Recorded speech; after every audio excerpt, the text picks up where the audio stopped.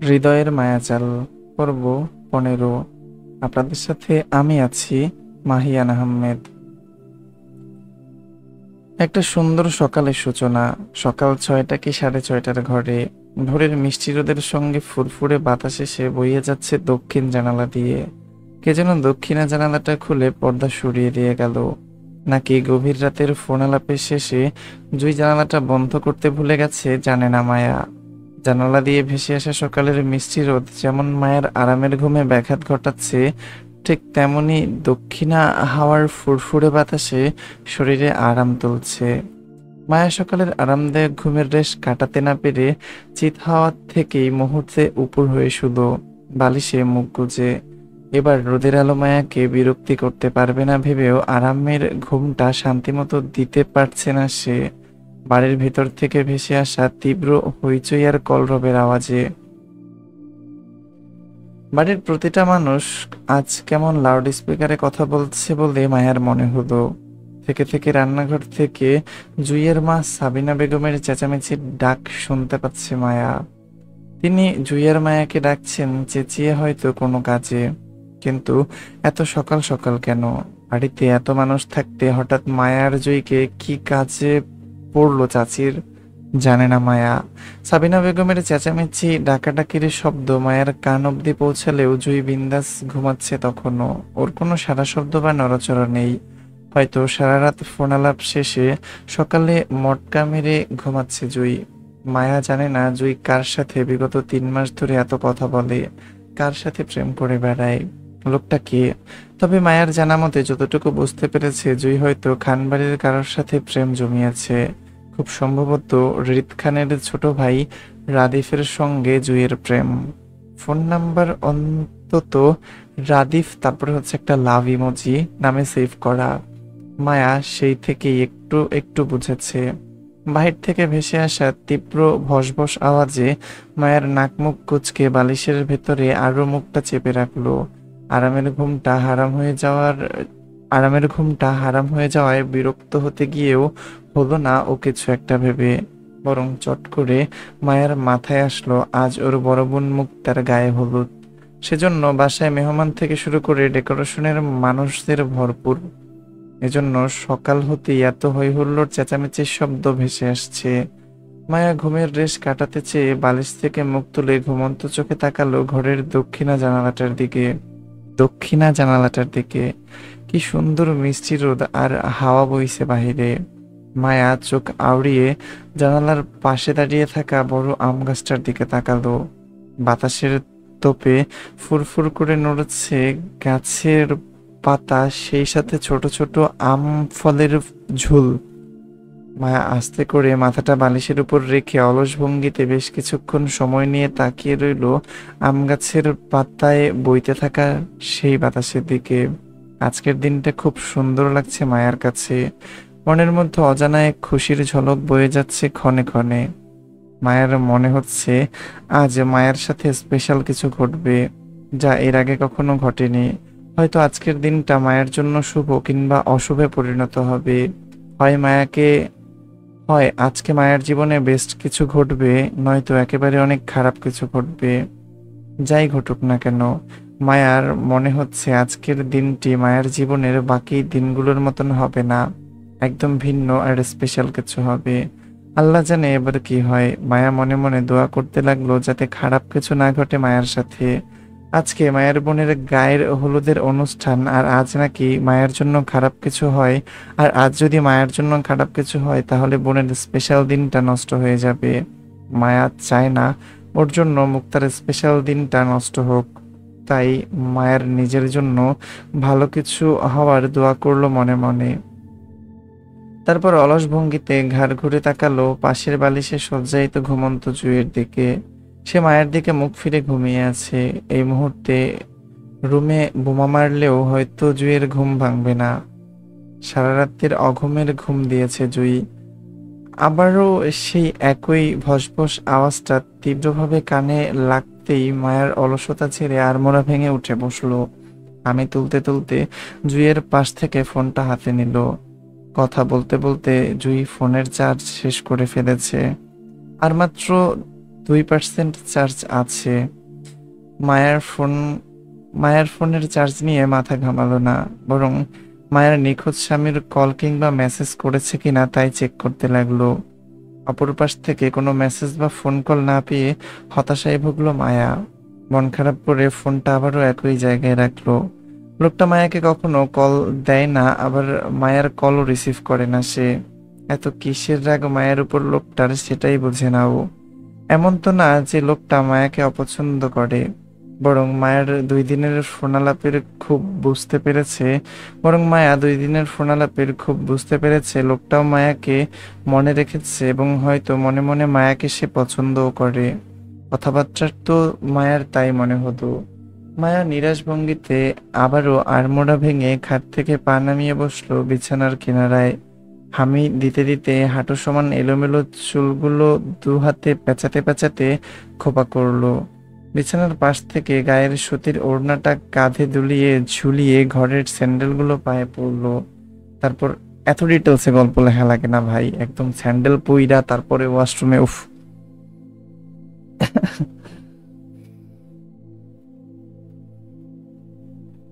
তারপর ওয়াশরুমের কাজ সেরে হাতের ব্রাশটায় টুথপেস্ট লাগিয়ে অলস ভঙ্গিতে ঘর ছেড়ে বসার ঘরেই ঢুকতেই চোখে পড়ল এলাহি কাণ্ড।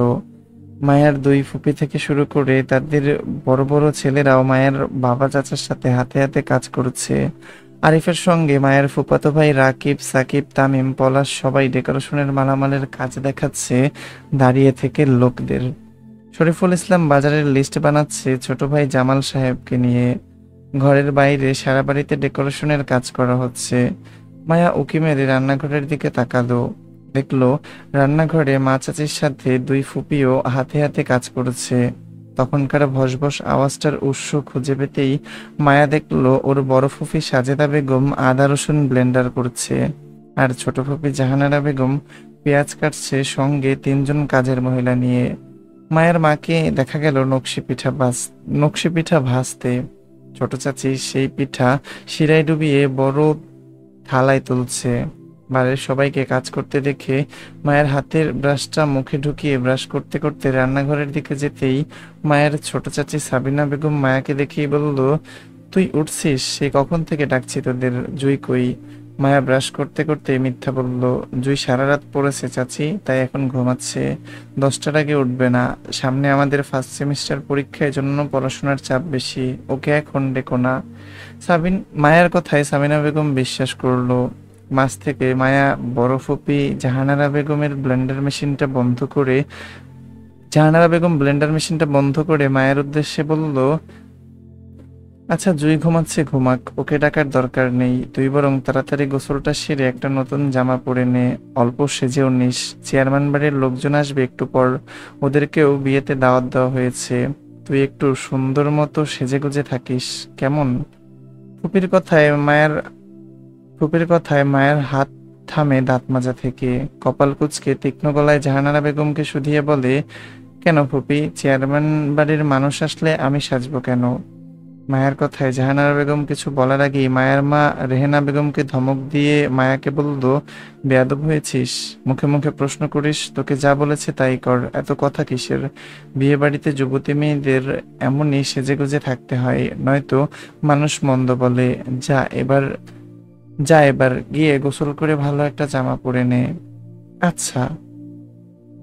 মায়া মন খারাপে গাল ফুলিয়ে যেদিক থেকে এসেছিল সেদিকে পুনরায় হাঁটে। মায়ের সুন্দর দিনটা মাটি হয়ে গেল সকাল সকাল মায়ের ঝাড়ি খেয়ে।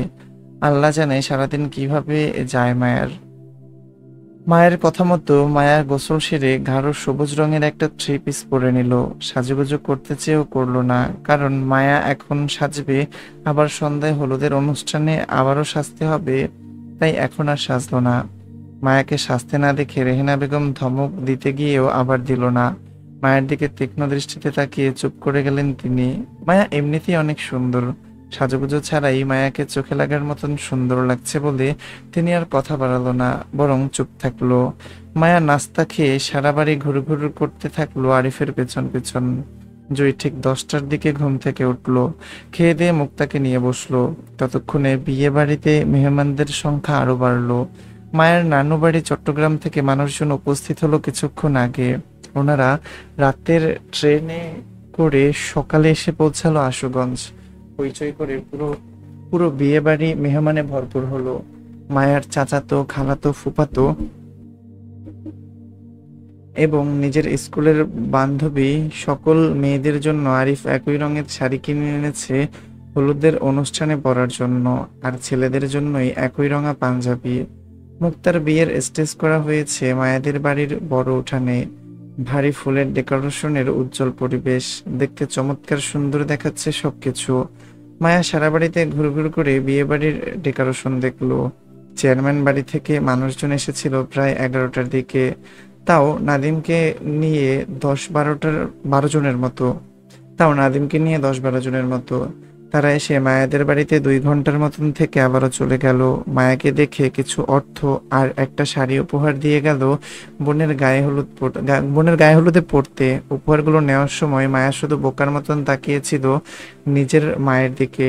রেহেনা বেগম মায়াকে চোখ রাঙিয়ে উপহারগুলো নিতে ইশারা করলে মায়া হাত বাড়িয়ে শাড়ি আর অর্থগুলো হাতে তুলল।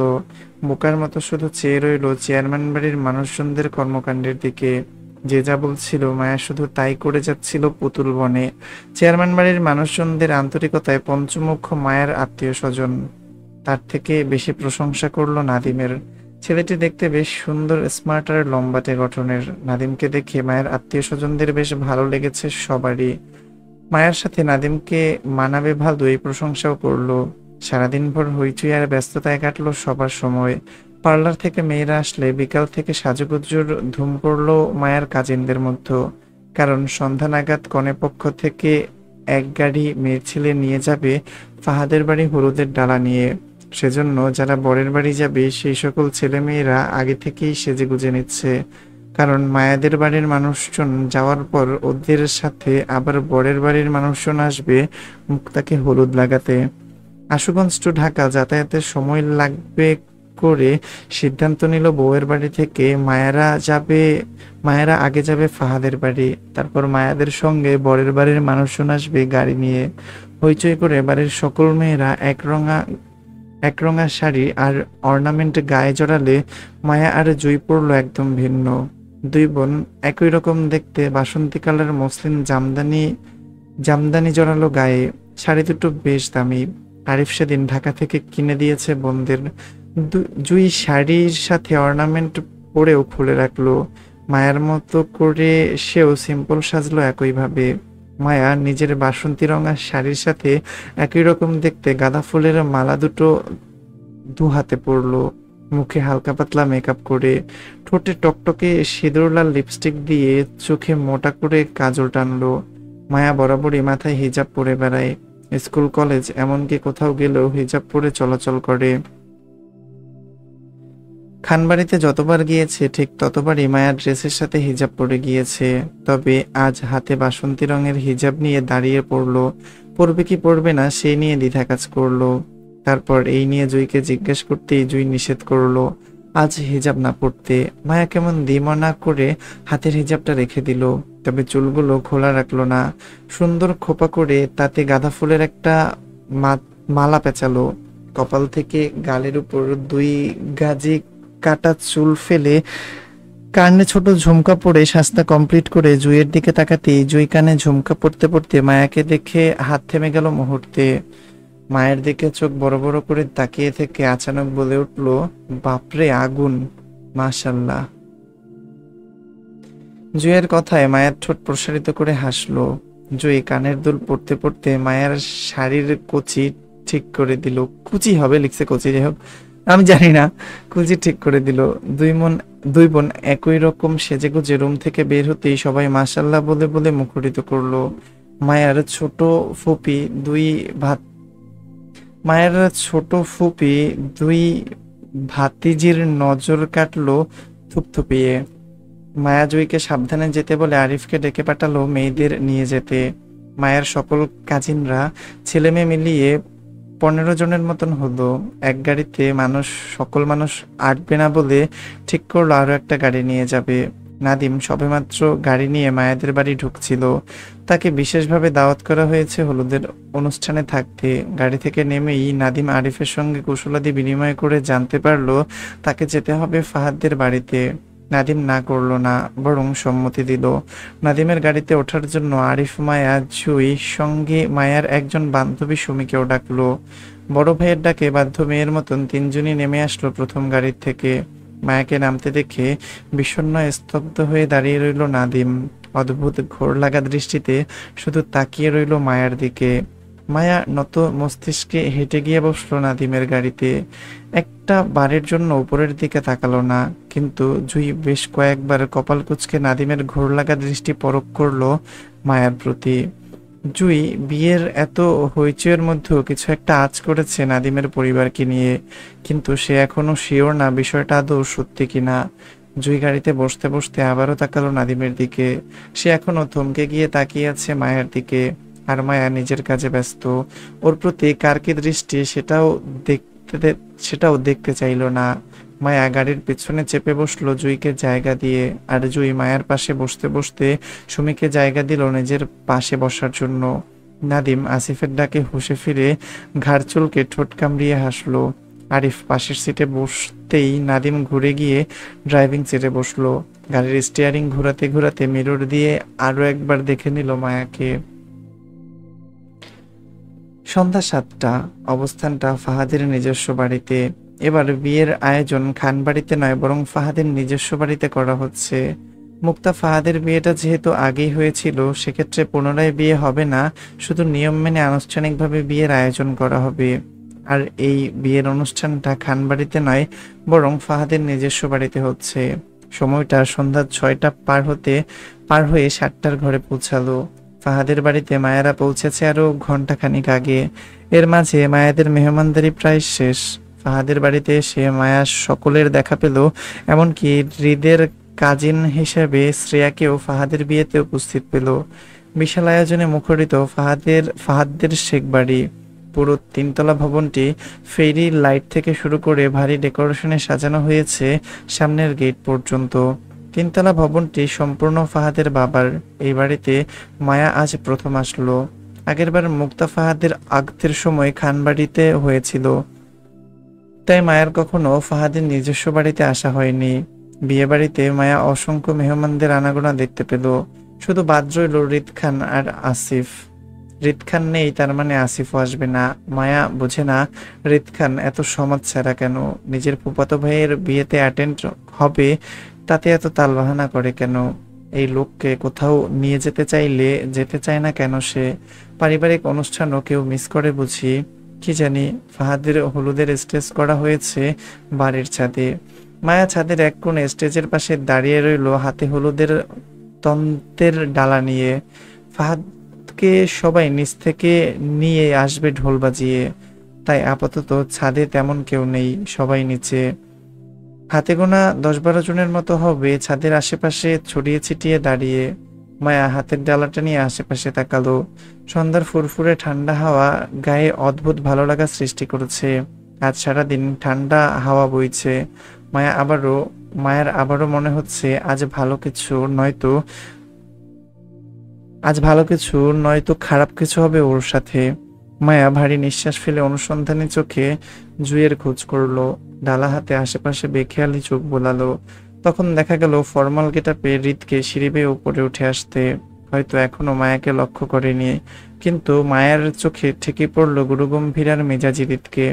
রিদ ধূপধাপ পা ফেলে বিরক্তিতে চোখ মুখ কুঁচকে কানে ফোন চেপে কথা বলতে বলতে উপরে উঠছে। মায়া খুব আস্তে করে ওর বেখেয়ালি দৃষ্টি হৃদ থেকে সরিয়ে নিতে গিয়েও আবারও তাকালো কি মনে করে। পুরো কালো গেটাপে এসেছে হৃদ, 2 হাতের শার্ট কুইন পর্যন্ত টেনে গোটানো, গায়ের কোটটা হাতের মুঠোয় ঝুলিয়ে। মায়া ভাবলো, এই লোক কি সোজা অফিস থেকে এখানে এসেছে? লোকটা কি ক্লান্ত? দেখে তো তাই মনে হচ্ছে। মায়া কৌতূহল দমাতে ধীরেই হৃদ থেকে নিজের দৃষ্টি ঘোরাতেই মুহূর্তে কানে আসলো কিছু পড়ার শব্দ। মায়া চমকে উঠল।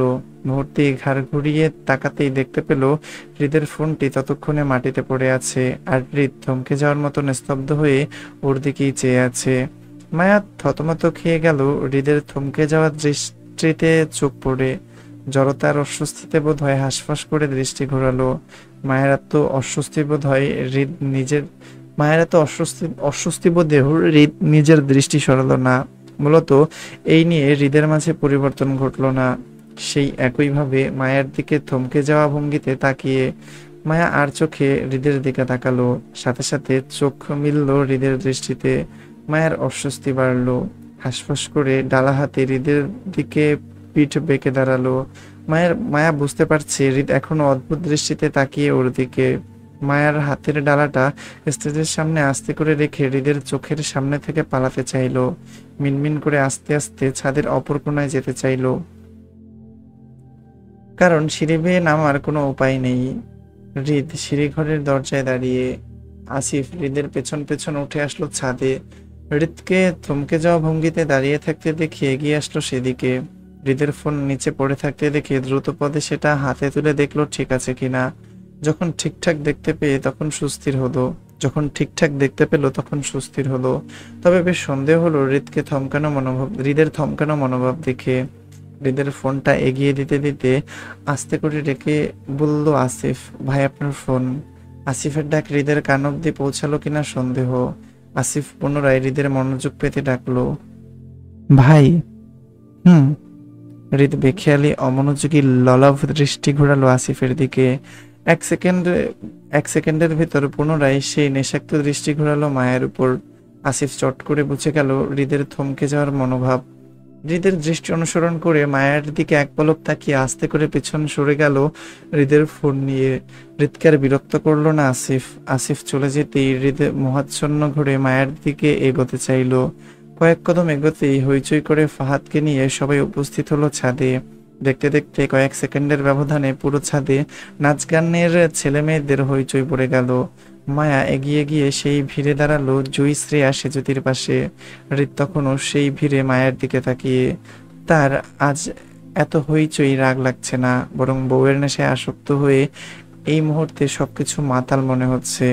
মায়া ভিড়ের ভিতর থেকেও চুরি মেরে উকি মেরে তাকালো হৃদের দিকে। সাথে সাথে আবারও চোখাচোখি হয়ে গেল হৃদের সাথে। মায়া চমকে ওঠে, তক্ষুনি ঘাড় ঘোরালো। বিড়বিড় করে বলতে লাগলো, আর জীবনেও মায়া তাকাবে না হৃদ খানের দিকে। কেমন বেহায়ার মতন তাকিয়ে লোকটা। মায়ের অস্বস্তি লাগাটাও বুঝতে চাইছে না। আজব। ফাহাদকে স্টেজে বসিয়ে সেজুতি ওর কাজিনদের নিয়ে টেবিলের কাটা ফল গুছিয়ে রাখছে। মায়া স্টেজের এক কোণায় দাঁড়ালো জুইয়ের পেছনে। মায়া তাকাবেই না করেই জুইয়ের পেছন থেকে হালকা উকি মেরে আবারও তাকালো ছাদের অপর পাশে দাঁড়িয়ে থাকা হৃদের দিকে। তক্ষণে চোখে পড়লো অতি সুন্দরী শশীকে, যে কমলা রঙা ফিনফিনে পাতলা মসলিন জামদানি শাড়ি পরে হৃদের পাশাপাশি দাঁড়িয়ে। শশীর সোনালি চুলগুলো ছেড়ে পিঠে ছড়িয়ে, তবে গায়ের ব্লাউজটা মার্জিত ও শালীনভাবেই পড়েছে। কুইন পর্যন্ত ব্লাউজের হাত দুটো। পাতলা শাড়িতে ফর্সা পেট দেখা গেলেও পিঠে ঢাকা চুলে। একটা আধুনিক স্মার্ট মেয়েরা যেমন ভাবে শাড়ি পরে ঠিক তেমন ভাবেই পড়েছে শশী। দেখতে শশীকে শালীনার মার্জিতই লাগছে।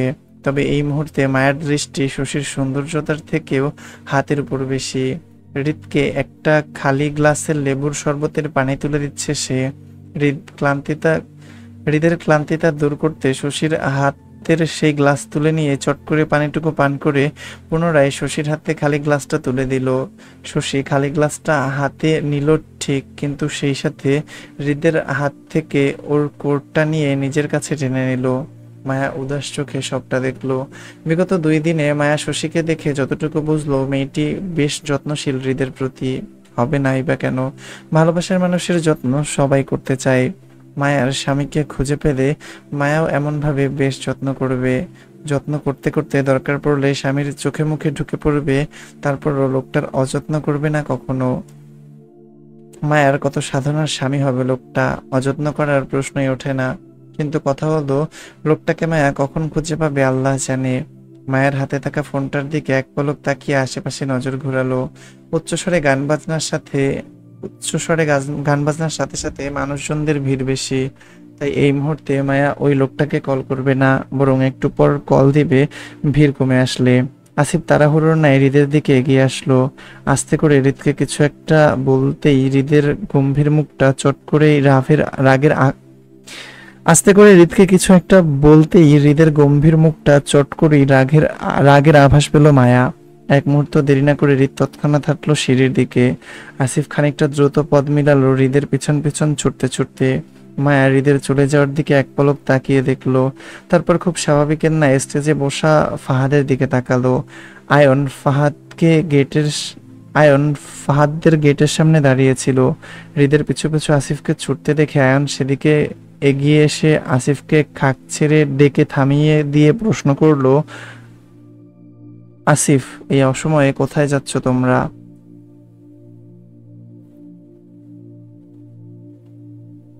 আয়নকে দেখে আসিফ তাড়াহুড়োয় সেদিকে এগিয়ে আসলো। আসিফের হাতে থাকা হৃদের ফোনটা আয়নের হাতে তুলে দিয়ে ব্যস্ত গলায় বলল, ভাই নিন, একটু হৃদ ভাইয়ের ফোনটা রাখেন আপনার কাছে, আমরা একটা জায়গায় যাচ্ছি জরুরিভাবে। রাদীপ ভাই নাকি কারোর সাথে ঝামেলায় জড়িয়েছে, আমরা সেদিকেই যাচ্ছি। আসিফের কথায় আয়ন অস্থির চিত্তে বলল, সে কি? রাদীপ দেশে আসতে না আসতেই ঝামেলায় জড়িয়ে পড়লো কার সাথে? ও তো ভালো ছেলে, ও আবার কার সাথে ঝামেলায় জড়ালো? কি হয়েছে? চলো, আমিও যাব তোমাদের সাথে। আসিফ বাধা দিয়ে বলল, না ভাই, আপনি থাকেন এখানেই, যদি এদিকে কোনো ঝামেলা হয় তাহলে সামলে নিয়েন। তাছাড়া হৃদ ভাই যাচ্ছেন, সবটা এমনি এমনি ঠিক হয়ে যাবে, ভয় পাবেন না। ভয় তো রাদিফকে নিয়ে নয়, হৃদকে নিয়ে পাচ্ছে আসিফ। ওর যা মাথা গরম মানুষ, ঝামেলা কমবে না আরো বাড়বে। ভয় পাইয়েন না ভাই, হৃদ ভাই ঠিক সামলে নেবে। আচ্ছা, বেশি সমস্যা হলে আমাকে ফোন করে জানিও। আচ্ছা ভাই। আসিফ তাড়াহুড়ো করে চলে যেতে চাইলে আবারও পেছন দিকে আয়ন বলল, আরে ফোন তো আমাকে দিয়ে যাচ্ছ, আসিফ কল দিবে কিভাবে? আসিফ হৃদের পিছন দৌড়াতে দৌড়াতে খাক ছেড়ে বলল, ওইটা হৃদ ভাইয়ের ফোন, এখন আপনার কাছে রাখেন ভাই, কোনো সমস্যা হলে আমি আমার ফোন থেকে আপনাকে কল দিব। আয়ন নিজের সাথে হৃদের ফোন নিয়ে চলল ছাদের উদ্দেশ্যে। অনেক সময় ধরে সে বাহিরে, জুই বারবার মেসেজ করছে তাকে দেখা করার জন্য। আয়ন ছাদে চলল জুইয়ের উদ্দেশ্যে, কিন্তু হলরুমের দিকে এগোতেই দেখা হলো ভয়ার্ত হেনা খানের সঙ্গে। তিনি মূলত আয়নের খোঁজে ছিল এতক্ষণ যাবৎ। আরাফ খানের হঠাৎ বুকে ব্যথা শুরু হলো। কি সব হাবিজাবি খেয়েছে নাকি ওষুধ অনিয়ম হয়েছে সঠিক জানা নেই হেনা খানের। আরাফ খানের যখন হুট করে বুকে ব্যথায় বসা ঘরের সোফায় বসে বুক চেপে কাতরাচ্ছিল, তখন সবাই ধরাধরি করে ওনাকে শোয়ালো রুমে নিয়ে। হেনা খান এতক্ষণ পর আয়নকে বসার ঘরে ঢুকতে দেখে তিনি দ্রুত এগিয়ে আসলো। আয়নকে আরাফ খানের কথা জানাতে সে তৎক্ষণাৎ ছুটলো সেদিকে। উত্তেজিত আয়ন সেদিকে দ্রুত দৌড়াতে গিয়ে পাশে থাকা সেজতির কাছে বেখেয়ালিভাবে নিজের আর হৃদের ফোনটা দিয়ে গেল। যেহেতু আয়ন একজন পেশায় হার্ট সার্জন, তাই আরাফ খান আয়নেরই একজন রোগী। সেজন্য ডাক্তার হিসাবে জানা আয়নের জানা আরাফ আয়নের জানা আছে বর্তমান অবস্থান সম্পর্কে। এখানে কিছু একটা কাহিনী ঘটবে, কারণ সেজুতির কাছে হচ্ছে মানে কি বলে, হৃদের ফোন। কাহিনী তো কিছু একটা ঘটবে। যাই হোক, স্টেজের সাজান স্টেজের সাজানোর জন্য মিষ্টি আর সন্দেশের ডালা হাতে নিয়ে কোনো রকম ছাদে উঠল সেজতি। এক হাতে মিষ্টির বড় ডালা, তো অপর হাতে আয়ন, হৃদ আর নিজের ফোন তিনটি চেপে ধরা। শাড়ি পরে এক হাতে এত বড় মিষ্টির ডালা সামলাতেই হিমশিম খাচ্ছিল সেজতি। এক হাতে তিনটা ফোন থাকায় দু হাতে মিষ্টির ডালাটাও সামলে ধরতে পারছিল না সে। মায়া স্টেজের সামনে থেকে সেজতির অবস্থান পরখ করে দ্রুত এগিয়ে আসলো সেজতিকে সাহায্য করতে। দেখাই যাচ্ছিল সেজতি অতগুলো জিনিস একত্রে সামলাতে পারছে না। মা এগিয়ে আসতে আসতে সেজতিকে বিনয়ে বলল, সরি মা না, এখানে লিখছে মা, বাট হবে মায়া। মায়া এগিয়ে আসতে আসতে সেজতিকে বিনয়ে বলল, আপু হেল্প করবো তোমার? সেজতি মায়াকে দেখে আশ্বস্ত হলো। নিজের ফোনটা রেখে হৃদার আয়নের ফোন দুটো মায়ের দিকে এগিয়ে দিতে দিতে বলল, তুমি এসেছো ভালো হয়েছে, এই দুটো ফোন তোমার কাছে রাখো, আমি যখন চাইবো তখন দিও, কেমন? আচ্ছা আপু। মায়া ঘাড়কাত করে সম্মতি জানিয়ে ফোন দুটো হাতে নিল। দুটো ফোন দেখতে একই রকম, আইফোন 15 প্রো ম্যাক্স। সাদা রঙা ফোন দুটো দেখতে একদম নতুন, দেখে বোঝার উপায় নেই কার কোনটা ফোন। মায়া জানতেও চাইলো না ফোনগুলো কার কার, বরং নিজের কম দামি ফোনটার সাথে দামি দুটো ফোন নিয়ে ঘোরালো দামি দুটো ফোন নিয়ে ঘুরলো 1 ঘন্টার মতন সময়। তখন 7টা থেকে 8টার ঘরে। মায়া স্টেজের সামনে পাতা চেয়ারগুলোতে অলস ভঙ্গিতে বসে। এতক্ষণ মায়ার সাথে নাদিমও বসেছিল, তবে দুজনের মধ্যে কারোর কথা হয়নি। নাদিম এমনি মায়ার পাশে বসেছিল নাদিম এমনই মায়ার পাশে বসেছিল বলে মায়া অস্বস্তি বোধ করেনি। কিন্তু একটু আগেই আরিফের ডাকে চেয়ার ছেড়ে উঠে যায় নাদিম। চারপাশে হালকা মিউজিক, গান ছাড়া। ফাহাদকে মায়াদের কাজিনগুলো একে একে হলুদ লাগাচ্ছে। শালি হিসেবে মায়া আর জুই সবার প্রথমে হলুদ লাগিয়েছিল বলে এখন মায়া অলস ভঙ্গিতে বসে। কোলের উপর সেজুতির দেওয়া দুটি ফোন অবহেলায় পড়ে আছে। মায়া কি মনে করে নিজের স্বামীকে কল দিতে চাইলো। ব্যস্ততার জন্য মায়া আজ সারাদিন নিজের স্বামীর খোঁজ দিতে পারেনি, এমনকি একটা মেসেজ পর্যন্ত করেনি। মায়া জুইকে ডেকে ওদের দুজনের ব্যবহৃত ফোনটা চেয়ে নিল। মানে মায়া জুইকে ডাকছে, ওদের যে ফোনটা আছে, ওরা যে ফোনটা ইউজ করে ওই ফোনটা চাইছে। হ্যাঁ, মেসেজ অপশনে গিয়ে হৃদের মুখস্থ করা নাম্বারটা তুলে ফটাফট মেসেজ লিখলো, 1 2 3 আজ ভালোবাসার দিন, 4 5 6 আজ যদি বাসর হয়, 7 8 9 আমি হব জয়, তুমি হবে পরাজয়। স্বামীকে ডিস্টার্ব করতেই মায়া মন করা ছন্দ লিখে পাঠাতেই টুং করে মায়ার কোলের উপরের হৃদের ফোনটা বেজে উঠলো। মায়া নিজের ফোন থেকে চোখ উঠিয়ে বেখেয়ালিভাবে তাকালো কোলের উপর পড়ে থাকা ফোনের দিকে। ফোন দুটোই স্ক্রিনে একত্রে থাকায় মায়া দেখতে পেল না ফোনের মেসেজটি কিসের। মায়া ভাবলো হয়তো ফোনের মালিককে কোনো মেসেজ টেসেজ দিয়েছে কেউ।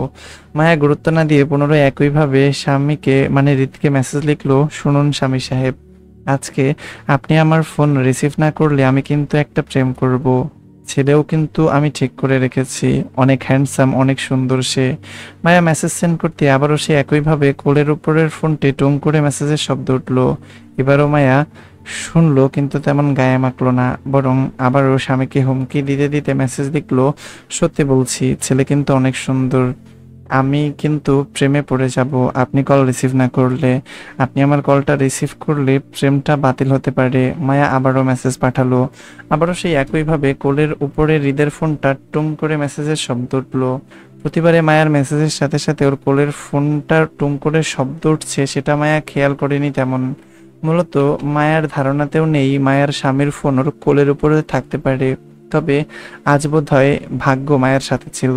অদেখা অদৃশ্য সকল সুতো ছিঁড়ে আজ ভাগ্য মায়ের হাতে চলল। নয়তো হৃদের ফোন প্রথমে আসিফ, তারপর আয়ন, এরপর আয়ন থেকে সেজুতি, আর এখন সেজুতি থেকে সোজা মায়ের হাতে চলে আসলো। এই সবটাই হলো মায়ের ভাগ্যের জোরে। আজ প্রকৃতিও চাইছে মায়া ওর স্বামীর বিরহ থেকে নিস্তার পাক। অনেক তো হলো লুকোচুরি, এবার না হয় মুখোমুখি হোক মায়া নিজের স্বামীর। মায়া যখন নিজের স্বামীকে হুমকি ধামকি করে মেসেজ পাঠালো, ওপাশ থেকে কোনো রিপ্লাই আসলো না, তখনই মায়া উপরের ঠোঁট দিয়ে নিচের ঠোঁটটা চেপে ধরে কিছু একটা ভাবলো। তারপর চট করে নিজের নিখোঁজ স্বামীকে কল মিলাতেই মায়ের কোলের উপরে হৃদের ফোনটা অবহেলায় বেজে উঠলো। তখনই মায়া নিজের কানে ফোন চেপে থাকা অবস্থায় বেখেয়ালিভাবে কোলের উপর বাজতে থাকা ফোনটার দিকে এক পলক তাকিয়ে আশেপাশে অনুসন্ধানী চোখে সেজুতিকে খুঁজতে লাগলো ফোনগুলো দিতে। কিন্তু ছাদের আশেপাশে কোথাও সেজুতিকে দেখতে না পেয়ে মায়া আর ঘাটালো না কোলের উপরে বাজতে থাকা ফোনটাকে নিয়ে। ভাবলো হয়তো কল বাজতে বাজতে একটা সময় এমনিই থেমে যাবে। হলো তাই। কোলের ফোনটা রিং হতে হতে একটা সময় বন্ধ হয়ে গেল। সেই সাথে মায়াও নিজের কান থেকে ফোনটা নামিয়ে নিল হাতে। মনে মনে ভাবলো এত প্যাচ আর ভালো লাগতেছে না, উফ। মনে মনে ভাবলো মায়ের স্বামী হয়তো আজ মায়ের হুমকিগুলো সিরিয়াসলি নেয়নি, তাই মায়াও আজ সর্বোচ্চ বিরক্ত করবে লোকটাকে। কিভাবে মায়ের কল আজ রিসিভ না করে সেটাও আজ দেখবে মায়া। মায়া অনেকটাই রাগ নিয়ে দ্বিতীয়বারের মতন কল করতেই সেই একইভাবে কোলের উপর থাকা দুটো ফোনের একটা ফোন আবারও বেজে উঠলো। মায়া এবার বেশ বিরক্ত হলো। তবে মায়া কোলের ফোনটা হাতে নিয়ে দেখলো না কে কল দিয়েছে। পারমিশন ছাড়া অন্যের ফোন ধরা খারাপ বলে মায়া বিষয়টি এড়িয়ে গেল। আবারও সেই একই কাজ করলো। একই কাজ হলো। কোলের ফোনটা রিং বাজতে বাজতে বন্ধ হতেই মায়া কান থেকে নিজের ফোন নামালো। মায়া এবার আরো বিরক্ত হলো। আশ্চর্য, মায়া যখন ফোন দেয় তখনই কেন এই বজ্জাত ফোনটাকে বাজতে হবে? মায়ার কল করার আগে বা পরে যে কোনো সময় বজ্জাত ফোনটা বাজলেও তো পারে। আজব। মায়া বিরক্তি আর রাগ নিয়ে তৃতীয়বারের মতন স্বামীর উদ্দেশ্যে কল লাগাতেই আবারও সেই একইভাবে মায়ের কোলের উপরে হৃদের ফোনটা বেজে উঠতেই মায়া এবার বেশ বিরক্তি নিয়েই হৃদের ফোনটা হাতে নিল। ভাবলো কলটা কেটে দিবে। বারবার কানের কাছে অযথা রিংটোনের শব্দটা ভালো লাগছে না মায়ের। যেহেতু আশেপাশে ফোনের মালিক নেই, তাই কলটা রিসিভ করার মতন মানুষও নেই। অনবরত রিং বাজতে থাকা ফোনটা মায়া হাতে নিয়ে কলটা কেটে দিবে বলে ফোনটা হাতে নিল মায়া কলটা কেটে দিবে বলে, কিন্তু কাটতে গিয়ে বেখেয়ালি চোখ পড়লো ফোনের স্ক্রিনের উপর নামটার দিকে। বেয়াদব বউ নামে নাম্বারটা সেভ দেখে মায়া বুঝলো ফোনের মালিকের বউ হয়তো তার খোঁজ করছে।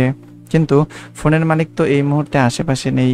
তাই মায়া কলটা কাটার আগে আবারও অনুসন্ধানী চোখ ঘুরিয়ে সেজদিকে আশেপাশে খুঁজতে গিয়ে হঠাৎ মায়ার কপাল কুঁচকে এলো কিছু একটা মনে হতেই।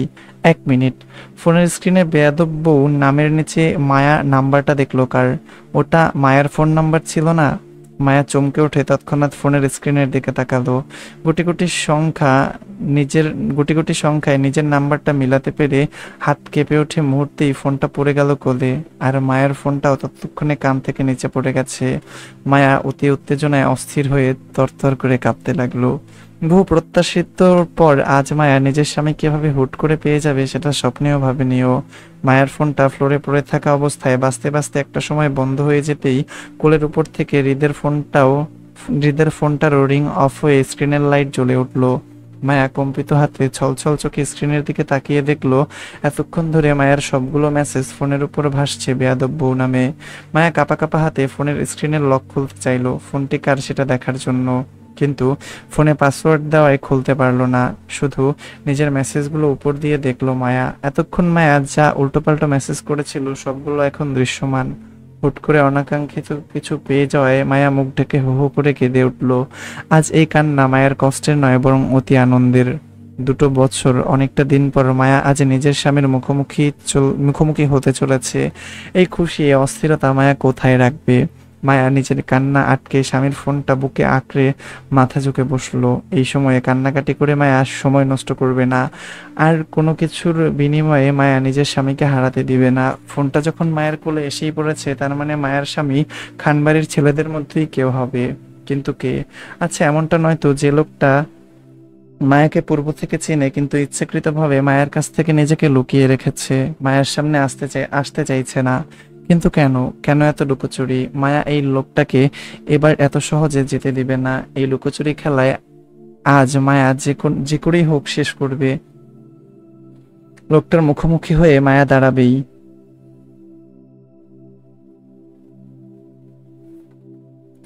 চোখের পানি মুছে মায়া দ্রুত নিচ থেকে ওর ফোনটা তুলে উঠে দাঁড়ালো। আচ্ছা, এখানে আরেকটু বলে রাখি, সামনে হয়তো একটা উল্টাপাল্টা গ্যাঞ্জাম হবে, কারণ এখানে 2টা ফোন, আর 2টা ফোনে কিন্তু ছিল সেম। হ্যাঁ, তো আয়ন আর হচ্ছে হৃদের 2টা ফোনে কিন্তু সেম। তো এখানে হয়তো বা আয়নের কথা বলে দিবে সে যদি, আর এরপরে একটা গ্যাঞ্জাম লাগবে, এরকম কিছু হইতে পারে। যাই হোক, পড়ি সামনে, হ্যাঁ দেখা যাবে। জাস্ট আমার মনে যেটা হয়েছে সেটাই শেয়ার করলাম। চোখের পানি মুছে মায়া দ্রুত নিচ থেকে ওর ফোনটা তুলে উঠে দাঁড়ালো। হৃদের ফোনটার পাশাপাশি কোল থেকে উঠে আয়নের ফোনটাও হাতে নিয়ে দেখলো দুটো একই রকম দেখতে, একই মডেলের ফোন। মায়া পার্থক্য করতে পারছে না কোনটা কার ফোন। মায়া নিজের স্বামীর ফোনটা বুকে চেপে অপর হাতে দ্বিতীয় ফোনটা আনলক দেখতে চাইলো ফোনটা আসলে কার, কিন্তু মায়াকে নিরাশ করে দ্বিতীয় ফোনটাও একইভাবে পাসওয়ার্ড দেওয়া। মায়া দ্রুত মোবাইল দুটোর ওয়ালপেপার চেক করলো কারোর ছবি আছে কিনা, যেটা দেখে মায়া মানুষ চিহ্নিত করবে। কিন্তু মায়াকে আবারও নিরাশ করে দুটো ফোনের একটাতে ওয়ালপেপারের কোনো ব্যক্তির ছবি দেওয়া নেই। মায়া অতি উত্তেজনায় ছটফটিয়ে উঠলো। কিভাবে লোকটাকে চিহ্নিত করবে সেই চিন্তায় একই জায়গায় বারবার অস্থির ন্যায় পায়চারি করলো। চট করে মায়ার মাথায় আসলো ফোন দুটো সেজুতি দিয়েছে মায়াকে। তার মানে সে যদি বলতে পারবে এই ফোনের মালিক কারা। মায়া তড়াক করে অস্থিরের ন্যায় আশেপাশে চোখ ঘুরিয়ে সেজুতিকে খুঁজলো। দেখতে পেল মায়ের ঠিক পেছনের ছাদের একপাশে দাঁড়িয়ে সেজুতি স্টেজে বসা ফাহাদের ছবি তুলছে। মায়া ছটফটিয়ে দ্রুত হাঁটলো সেদিকে। সেজুতির পাশাপাশি দাঁড়াতে দাঁড়াতে অস্থিরের ন্যায় হাতের ফোনগুলো সেজুতিকে দেখাতে দেখাতে উত্তেজনায় প্রশ্ন করলো, আপু, এই ফোনগুলো কার? সেজুতি ফাহাদের ছবি তোলা এতটাই মনোযোগী যে মায়ের অস্থির মুখটার চোখ চোখ আউড়িয়ে দেখলো না ও, বরং সামনে তাকিয়ে মায়ের উত্তর দিয়ে বলল, আয়ন ভাইয়া হবে। আয়ন? আয়ন? মায়া বেশ কয়েকবার নিজের মনে মনে আয়নের নামটা আওড়ালো। মায়ের আগেই সন্দেহ হয়েছিল আয়নকে, এখন সেজুতির মুখে আয়নের নামটা শুনে আরো দৃঢ় বিশ্বাস হলো যে আয়নের সাথে মায়ের স্বামীর কোনো সম্পর্কিত থাকতে পারে। তবে আয়ন মনে একটা খচখচ আয়ন মনে একটা খচখচ সৃষ্টি হলো। সেই প্রথম দিন যখন মায়া নিজের স্বামীর ফোনে কথা বলছিল, তখন লোকটা নিজের নাম আব্রাহাম কেন বলেছিল? তাহলে আব্রাহাম কে? নাকি আয়নের অপর নাম আব্রাহান? সে যদি নিশ্চয়ই বলতে পারবে আব্রাহাম লোকটা আয়ন কিনা। মায়া দূর দুই হাতে দুটো ফোন আঁকড়ে ধরে ডান হাতে থাকা হৃদের ফোনটা সেজুতির দিকে এগিয়ে দিতে দিতে কৌশলে জানতে চেয়ে বলল, আপু, এটা মনে হয় আব্রাহাম ভাইয়ার ফোন হবে, তুমি দেখো তো। সেজুতি দু হাতে নিজের ফোন দুটো উঁচু করে বসে থাকা ফাহাদের ছবি তুলতে তুলতে বলবো, ও হবে হয়তো, আমি জানি না, মনে হয় আয়ন ভাইয়ার কাছে আব্রাহাম ভাইয়া ফোনটা রেখে গেছে। তুমি ফোন দুটো রাখো মায়া, ভাইয়ারা আসলে নিয়ে যাবে। তবে তুমি ভুলেও আব্রাহাম ভাইয়ার কোনো কল রিসিভ করো না। ভাইয়া যে রাগী মানুষ, তুমি ওনার কল রিসিভ করেছো শুনলে রেগে যাবে। মায়া থমকে দাঁড়ালো। সর্বাঙ্গে সর্বাঙ্গে জোরে কম্পন সৃষ্টি হলো মুহূর্তেই। হাত পা দুর্বলতায় ভেঙে আসার জোগাড় হলো। মায়া মনে মনে আব্রাহাম আব্রাহাম নামটা কয়েকবার করে আওড়ালো। সাথে এও ভাবলো আব্রাহাম আর আয়ন দুটো আলাদা মানুষ। আয়ন ভাইয়া আব্রাহাম নামের লোকটা নয়। আচ্ছা, আব্রাহাম হয়তো বা হৃদের আর একটা নাম হইতে পারে। হ্যাঁ হ্যাঁ।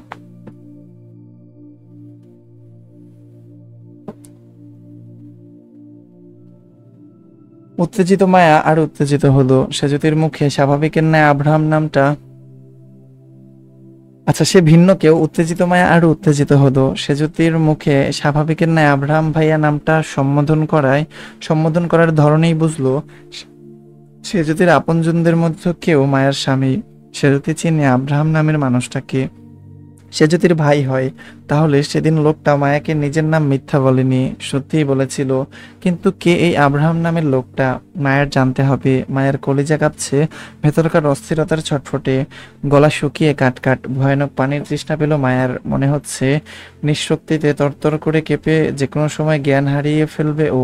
দাঁড়িয়ে থাকা অসম্ভব হয়ে উঠেছে। মায়ের কাঁপা কাঁপা হাতটা গুটিয়ে নিল হৃদের ফোনটা, আবারও মুঠোয় চাপলো।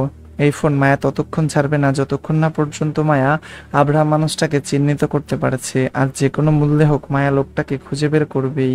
মায়া হা করে বড় একটা নিঃশ্বাস ফেলে সেজুতির দিকে তাকালো। ওর গলা কাঁপছে সেজুতিকে আব্রাহাম নামের মানুষটাকে নিয়ে প্রশ্ন করতে। তারপর মায়া তারপর মায়া মনে সাহস জুগিয়ে ভাঙা ভাঙা স্বরে প্রশ্ন করলো, আব্রাহাম তোমার কোন ভাইয়া আপু? সে যদি একইভাবে সামনে ছবি তুলতে তুলতে খানিকটা হতবাক গলায় শুধালো, তুমি এতদিনে আব্রাহাম ভাইয়াকে চিনো না? কি বলো এসব? ভাইয়া এত পপুলার একজন মানুষ, আর তাকে চিনো না? তারই সুন্দরী বেআইন, ভেরি গুড। অধৈর্যের গলায় মায়া আওড়ালো, আপু বলো না, আব্রাহাম তোমার কোন ভাইয়ার নাম? সে যদি একইভাবে বলল, তুমি হৃদ খানকে চিনো না? হৃদ ভাইয়ের পুরো নামই হলো আব্রাহাম হৃদ খান। ভাই ই মায়ের হঠাৎ চেঁচানোতে চমকানো ভঙ্গিতে লাফিয়ে উঠে পেছনে ঘুরলো সে। যদি মায়ের হঠাৎ চিৎকারে একটুর জন্য হাত থেকে ফোনটা পড়েনি ওর। হৃদের সামান্য নামটা নিজের হৃদের সামান্য নামটা শোনাতে মায়া এইভাবে রিয়াক্ট কেন করলো বুঝলো না সেজুতি। এই নিয়ে মায়াকে সেজুতির প্রশ্ন করার আগেই স্টেজ থেকে ফাহাদ ডাকলো ওকে সেদিকে যেতে। সেজুতি মায়াকে এক পলক দেখে সেদিকে হাঁটলো। আর মায়া ঠাস করে চেয়ারে বসে আর মায়া ঠাস করে চেয়ারের উপর বসে পড়ে মুখ ঢেকে আবারও ফুপিয়ে কেঁদে উঠল দুঃখে কষ্টে। একদিকে স্বামীকে একদিকে স্বামীকে খুঁজে পাওয়ার খুশি হবে, নাকি হৃদ খান মায়ার স্বামী হয় সেটা নিয়ে দুঃখ পাবে। কান্না করতে করতে মায়ার মস্তিষ্কে গেঁথে গেল একে একে হৃদের সঙ্গে ঘটে যাওয়া সকল ঘটনাগুলো। মূলত মায়া এখন বুঝতে পারছে হৃদ কেন এতদিন মায়ার সাথে ঘেঁষাঘেঁষি করতে চাইতো, কেন মায়াকে অকারণে ছুঁয়ে দিত, কেন মায়াকে পরকীয়ার মতন বাজে প্রস্তাব দিত। নিজের বউ বলে মায়াকে নির্দ্বিধায় পরকীয়ার প্রস্তাব করত, আর মায়া না বুঝেই রিয়াক্ট করত। লোকটা শুধু লোকটা শুরু থেকেই জানতো মায়া হৃদের বউ, আর এজন্য বউ ভেবে মায়ের সাথে অমন ব্যবহার করত। আর মায়া না বুঝে কতই খারাপ ব্যবহার করে ফেলেছে, মুখে মুখে কত তর্ক করেছে, কত বেয়াদবি করেছে হৃদের সাথে। এজন্য হৃদ মায়ের নাম্বারটাও বেয়াদব বউ লিখে সেভ করে রেখেছে। মায়া আসলেই একটা বেয়াদব বউ, নয়তো কেউ স্বামীর সাথে এমন ব্যবহার করে। হৃদ নিশ্চয়ই মায়াকে এখন অভদ্র বেয়াদব মেয়ে বলেই জানে, আর এজন্য হয়তো মায়ের কলগুলো রিসিভ করে না। হৃদ খানকে সবাই কত সম্মান দেয়, অথচ মায়া হৃদের মুখে মুখে তর্ক করতে মুখিয়ে থাকে সবসময়। মায়া কতটা বেয়াদবি করলে বেয়াদব বউ লিখে ওর নাম্বারটা সেভ করে রাখে, মায়ার জানা নেই সেটা। মায়া দীর্ঘ মায়ার দীর্ঘ সময়ে ঘটে যাওয়া হৃদের সঙ্গে একে একে ঘটনার হিসাব মিলাতে ব্যস্ত। সবশেষে যা বুঝলো, হৃদ মায়ার টানে মায়ের কাছে যেত এতদিন, মায়াকে সময় দিতে চাইতো, কিন্তু মায়াই কখনো হৃদকে চিনতে পারতো না। চোখের সামনে স্বামীকে রেখে অন্যথায় খুঁজে বেড়াতো, অকারণে হৃদের থেকে নিজেকে সরিয়ে রাখতো। এখন মায়া কি করবে, কিভাবে হবে হৃদের মুখোমুখি? মায়ার তো এখন নিজেকে মরে যেতে ইচ্ছে করেছে। সত্যিটা জানার পর মায়ার হৃদের মুখোমুখি হওয়াটাই অসম্ভব হয়ে পড়লো। মায়া কি এখন হৃদকে ছেড়ে দিবে? মায়ার এখন কি করা উচিত সেটা বুঝলো না, শুধু মুখ ঢেকে ফুপিয়ে কাঁদতে লাগলো সে।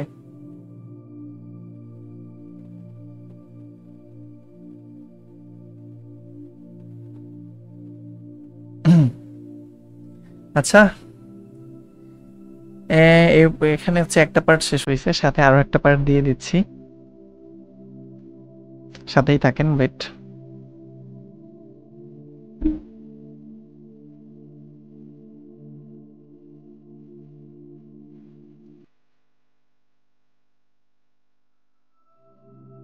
সন্ধ্যা রাত আটটা সন্ধ্যা রাত 8:30 ঘরে। সারাদিন প্রহরের তপ্ত রোদে শরীরে জ্বালাপোড়া করলেও এই ভর সন্ধ্যার আকাশে জ্বলজ্বল করা তারা, নিচে নিচের স্নিগ্ধ ধরনের ঠান্ডা হাওয়া বইছে। ভ্যাপসা গরমের তামাট ভাবটা আর নেই। শীতল পরিবেশ, শীতল পরিবেশে শীতল হাওয়ায় মন শরীর জুড়ানোর জন্য যথেষ্ট। কিন্তু এই শীতল পরিবেশেও হৃদের মতন মেজাজ মানুষের মন ঠান্ডা হওয়া হয়তো সম্ভব নয়। হৃদের মতন মেজাজি মানুষের মন ঠান্ডা হওয়া হয়তো সম্ভব নয়। একটু ভুল লেখা ছিল তো, ঠিক করে দিলাম। রুক্ষ হাতে সেই কখন থেকে স্টিয়ারিং চেপে ড্রাইভ করছে সে, চোয়াল শক্ত ক্ষিপ্ত মেজাজ, ডান হাতে জ্বলজ্বল করছে তাজা রক্তের কাটা দাগটা। এই কাটা জায়গায় রক্ত পড়া বন্ধ হয়েছে কিনা বুঝতে পারছে না পাশের সিটে বসা রাদিফ। সে অপরাধীর ন্যায় ভাইয়ের পাশে চুপচাপ বসা উসখুস করছে। পিছনের সিটে যথারীতি আসিফ বসা। আসিফের অবস্থা রাদীপের মতন অপরাধী না হলেও সে সাংঘাতিক ভয়ে আছে হৃদের ড্রাইভিং করা নিয়ে। হৃদ রাগে মেজাজ হারিয়ে আবার অ্যাক্সিডেন্ট না করে বসে। আসিফ আল্লাহ আল্লাহ করে নিজের জানটা হাতে নিয়ে বসে আছে। কি একটা অবস্থা তার, পারছে না হাউমাউ করে কাঁদতে হৃদের ভয়ে, আবার হৃদকে কিছু বলতেও পারছে না। তাহলে রাদিফের উপর হওয়া সব রাগ সোজা আসিফের উপর চলে যাবে। সেজন্য আসিফ এক প্রকার বাধ্য হয়ে চুপ করে রইল। তবে রাদিফ অপরাধীর ন্যায় মুখ করে চুপি চুপি বারবার হৃদের আহত হাতগুলোর দিকে তাকাচ্ছে। হৃদ দক্ষ হাতে ড্রাইভিং এর হাত চালানোর জন্য তার বাহুর মাংসপেশি ফুলে কালো শার্টের উপর দিয়ে ঠিকরে ছিঁড়ে বের হতে চাচ্ছে বডি। কুইনে গোটানো শার্টের হাতগুলো এলোমেলো, কালো শার্টের উপর রক্তের ছিটা ছিটা গোটা গোটা কালো দাগ হয়ে আছে। ছিটাগুলো কালো কালো দাগ হয়ে আছে। তখনকার অফিসের পরিপাটি হৃদখানা আর নেই, এখন বেশ উগ্র আর ভিলেন টাইপের মনে হচ্ছে তাকে, যাকে এক দেখায় মানুষ বলবে সে মারামারিতে ওস্তাদ। রাদিফ শুকনো গলায় ঢোক গেল, ভয়ার্থ চোখ আওড়ালো হৃদের বাম হাতের দামি রোলেক্স ঘড়িটার দিকে। কাঁচ ভেঙে থেতলে গেছে ঘড়িটার, হৃদের সেই কাঁচ ভাঙা হৃদের হাতের শিরায় ঢুকে কাটাছিঁড়ার মতন দাগ হয়েছে। রাদিফের বেশ মায়া হলো বড় ভাইয়ের জন্য। আজ ওর জন্য হৃদ আবারও মারামারিতে জড়ালো। মা শুনলে নিশ্চয়ই রাদিফকে বকবে, কিন্তু রাদিফই বা কি করবে? ওকে জানতো নাকি হঠাৎ এমন হামলা হবে ওর উপর? কি ভয়ানক একটা পরিস্থিতিতে ফেঁসে গিয়েছিল। যদি সময় মতো হৃদ ভাই না আসতো, তাহলে হয়তো আজ রাদিফের মৃত্যু, আর নয়তো শত্রুরা ওকে ভয়ঙ্করভাবে আহত করে রাস্তায় ফেলে যেত। এমনিতেই হৃদের আসার আগে লোকগুলোর সাথে ধস্তাধস্তি করে পালাতে চেয়েও বেশ আঘাত পেয়েছে সে। গুন্ডাগুলোর সংখ্যা বেশ ছিল, প্রায় 20-25-এর মতন হবে। এতগুলো লোকের সাথে সে আর ড্রাইভার একা পেরে উঠবে না বলেই পালাতে গিয়ে তারাও আহত হলো। রাদিফের তো গায়ে হলুদ পাঞ্জাবির রাদিফের তো গায়ে হলুদ পাঞ্জাবিটা জায়গায় জায়গায় ছিঁড়ে রক্তের দাগ লেগে আছে। আর রাদিফের কপালে, গালে, গলা, হাতে, বুকে, পেটে প্রায় অনেক জায়গায় কাটাছিঁড়ার দাগ হয়েছে। রাদিফ অপরাধীর ন্যায় ভারী নিঃশ্বাস ফেলল। আজকের ঝামেলাটা মূলত তাদের বাবা নিহাল খানের রাজনৈতিক শত্রুতা ধরেই করা হয়েছিল রাদিফের উপর। বংশ পরম্পরায় রাদিফের পরিবারের সকলেই রাজনীতিকের সাথে জড়িত। রাজনৈতিকের সাথে না, রাজনীতির সাথে জড়িত হবে। যাই হোক, লিখছে একটা। বলতে গেলে বাপদাদা, বড় বাবা সকলেই রাজনীতি করত। এই সূত্রে হৃদ এসবে জড়িত। রাদিফ জড়িত আছে, তবে খুব কম। বাবা নিহাল খানের ইলেকশনের কাজে ছাড়া তাকে দেখা যায় না এসবে। মূলত তারা একটা রাজনৈতিক পরিবারের বংশধর, আর সেজন্য তাদের গোপন শত্রুর সংখ্যাও বেশি। রাদিফ মূলত এইসব রাজনীতিতে বেশি একটা জড়ায় না এসব। কিন্তু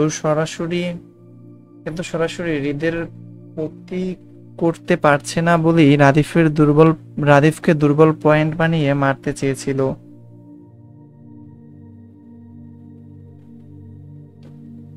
সময় মতো হৃদ চলে আসায় এই যাত্রায় প্রাণে বাঁচল সে। রাদিফ বেশিরভাগ সময়ই দেশের বাইরে থাকে পড়াশোনার জন্য।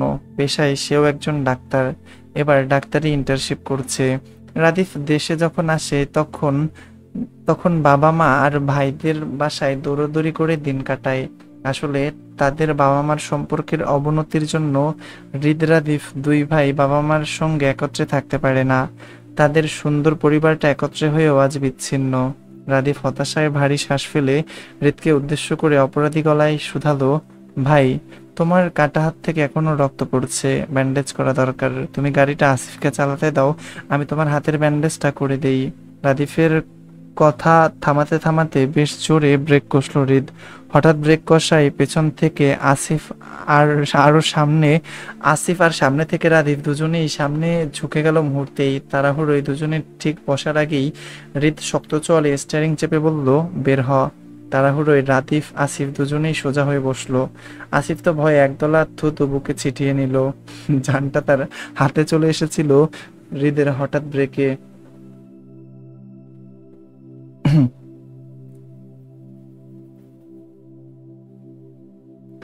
মনে হয়েছিল এই বুঝি ইন্নানিল্লাহ পড়বে নিজের ভাগ্যের ফেরে আজ সে বেঁচে গেল। কিন্তু আর কিছুক্ষণ হৃদ ভাই এভাবে হঠাৎ হঠাৎ ব্রেক কষলে, গাড়ি চালালে, গাড়ি অ্যাক্সিডেন্ট হওয়ার আগে কখন কি হবে সেই ভেবে টেনশনে সে হার্ট অ্যাটাক করে মারা যাবে। আসিফের আকাশকুসুম চিন্তার ধ্যান কাটলো রাদিফের অধৈর্য গলায়। হৃদকে শুধিয়ে রাদিফ বলল, মানে কি হয়েছে ভাই, বের হব কেন? স্টিয়ারিং শক্ত হাতে চেপে দাঁত কিরমির করে হৃদ একই গলায় বলল, I said both are out now. হৃদের রাগ বুঝে আসিফ আর কোনো কিছু চিন্তা না করেই পিছনের দরজা খুলে লাফিয়ে বের হয়ে যায়। কিন্তু রাদিফ তারপরও হৃদের সাথে থাকতে চেয়ে বলল, ভাই, আমি একটু থাকি না তোমার সাথে? No, never, out. অজ্ঞাত হৃদের ধমক খেয়ে রাদিফ গাড়ি থেকে নেমে দেখলো ওরা ফাহাদের বাড়ির গেটের সামনে। মাথার উপর ফেরি লাইটের ছাদ, বিয়েবাড়ির হইচই, গান বাজনা কানে আসছে তাদের। আসিফ রাদিফ একে অপরের মুখ চাওয়াচাই করে হৃদকে এক পলক দেখে এগোলো বাড়ির ভেতরের দিকে। হৃদ তখনও জেদ ধরে গাড়িতে বসে অপেক্ষা করলো নিজের রাগ কমার। গরম মেজাজ নিয়ে বাড়ির ভেতরে প্রবেশ করলে আরো মেজাজ খারাপ হবে তার, এত মানুষের ভিড় দেখলে। হৃদ এই মুহূর্তে ভুলেও এসব বিয়ের ঝামেলায় আসতো না। বউটা আজ যদি এই বিয়েতে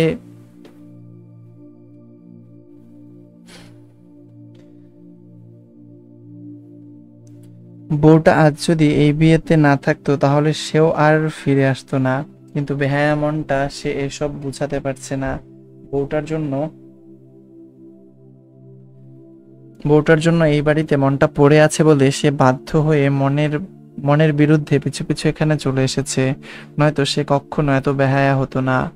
তার বেহায়া মন আর তার বেয়াদব বই দুটোই তার কথা শোনে না, খালি অবাধ্যের মতন একটা আরেক একটা আরেকটাকে খোঁজে। হৃদ পরপর ভারী শ্বাস টেনে নিজের রাগ কমাতে চেয়েও ব্যর্থ হলো। কিছুক্ষণ দম টেনে ধরে বসেও রইলো, কিন্তু কাজের কাজ কিছুই হলো না। উল্টো অকারণে আরো মেজাজ খারাপ হলো তার। হৃদের এই বালের মেজাজটা চট করেই খারাপ হয়ে যায়। একবার মাথা গরম হয়ে গেলে তৎক্ষণাৎ শান্ত হতে পারে না সে, সময় লাগে। হৃদ সিটে বসে গাড়ির ড্রয়ার খুলে এক টুকরো সাদা রুমাল নিয়ে ডান হাতের কাটা জায়গায় পেঁচালো। রক্ত পড়া বন্ধ হয়েছে কিনা জানা নেই, তবে মুহূর্তেই সাদা রুমালে লাল রক্তের দাগ হয়ে গেল। হৃদ ক্ষিপ্ত মেজাজে বাম হাতের ভাঙা ঘড়িটা খুলে ছুঁড়ে ফেললো গাড়ির সিটে। ততক্ষণে রাদিফার আসিফ বাড়ির ভেতরে প্রবেশ করা শেষ। কাউকে আর দেখা যাচ্ছে না। হৃদ এবার গাড়িটা ঘুরিয়ে বাড়ির ভিতর ঢুকালো, তবে পার্কিং এরিয়াতে নিয়ে গেল না, বরং বাড়ির ভেতরে প্রবেশ করার রাস্তায় গাড়িটা দাঁড় করালো ফেরি লাইটের ছাদের নিচে। এদিকটা একটু আবছা অন্ধকার আছে, মানুষের আনাগোনা কম, সেজন্য গাড়িটা এখানে দাঁড় করালো হৃদ। বউয়ের সাথে দেখা করে আবার সে চলে যাবে তাই।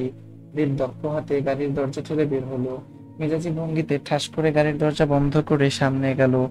দৃষ্টি তার তখনও বাম হাতের শিরায় কাটা ছিঁড়া জায়গার উপর। হৃদ গাড়ি থেকে নেমে 2 কি 3 কদম সামনে এগোলো। 4 কদম ফেলবে এর মধ্যেই কেউ ঝড়ের গতিতে পা ফেলে হৃদের কোলে উঠে গলা জড়িয়ে ধরলো। আকস্মিক ঘটনায় এতে আকস্মিক ঘটনায় এতে হৃদ তাল হারালো। তার ওই 2 কদম সামনে বাড়ানো পাগুলো মুহূর্তেই পিছু হেঁটে ধরম করে গাড়ির বন্ধ দরজায় বাড়ি খেলো পিঠ। এতটা জোরে সোরে খেলো যে হৃদের পিঠের ধাক্কায় পুরো গাড়ির শহর নড়ে উঠলো তক্ষুনি।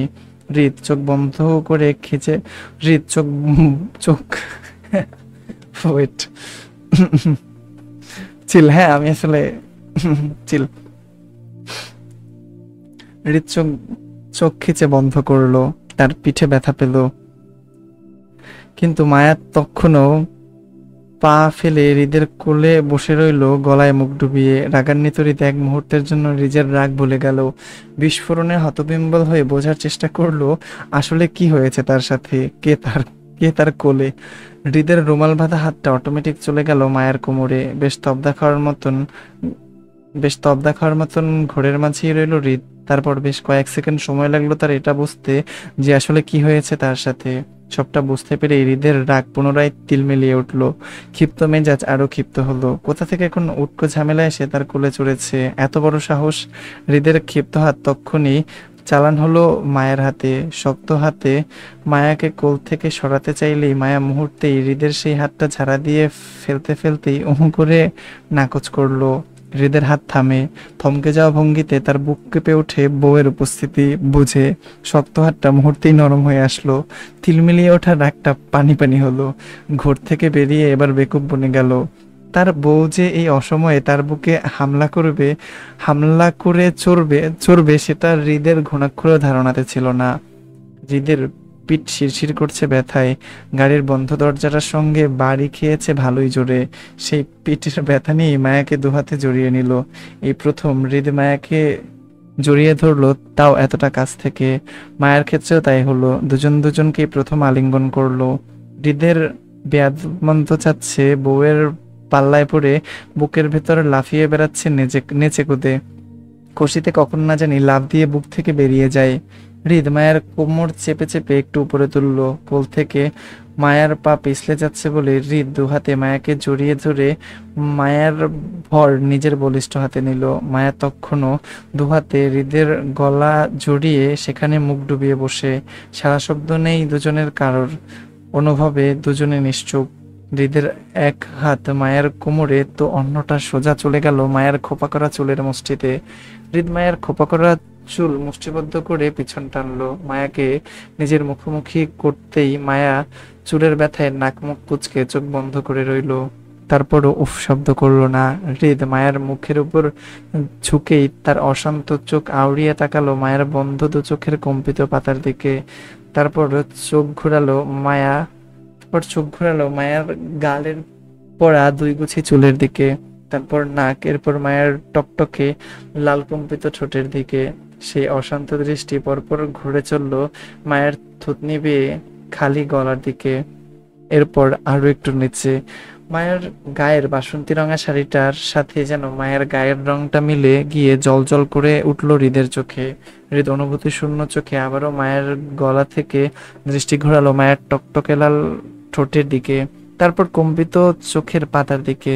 হৃদের শ্বাস যেমন মায়ের মুখে আঁচড়ে পড়ছে, ঠিক তেমনি মায়ের শ্বাসও হৃদ নিজের উপর অনুভব করলো। হৃদ হঠাৎ ভীষণ রকম নেগেটিভ ফিল করলো।